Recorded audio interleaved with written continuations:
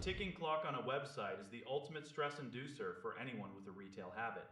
You see that banner for Elizabeth's Seaside Boutique.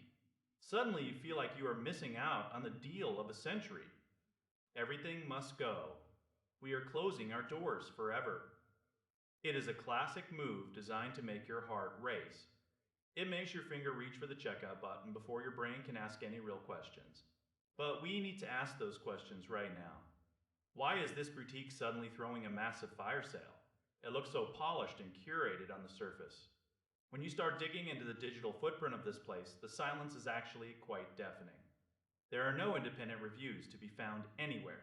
There are no threads of people showing off their summer hauls. You do not see anyone complaining about shipping delays on public forums. For a store that claims to be clearing out massive amounts of inventory, the lack of outside chatter is a massive warning sign. Legit businesses always leave a trail. They have a history of customer service interactions. They have social media tags that go back further than just a few weeks. This site gives off the energy of a pop-up shop that was built overnight.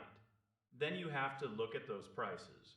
Seeing 60 or 70% off across an entire catalog is a huge red flag. It is a common tactic to inflate the original price. They make it something ridiculous. Then they slash it down and make the sale price look like a steal.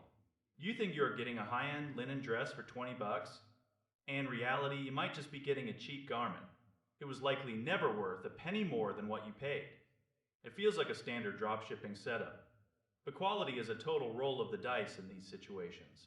If you absolutely love something and feel you must have it, do not drop hundreds of dollars at once. Treat it like a small test. Order one tiny item first. See if it actually arrives. See if it looks anything like the professional photos on the site. Always use a payment method that has your back. Use a credit card with fraud protection. Use a trusted third-party payment processor. Never use a direct bank transfer. That leaves you stranded if the package never shows up.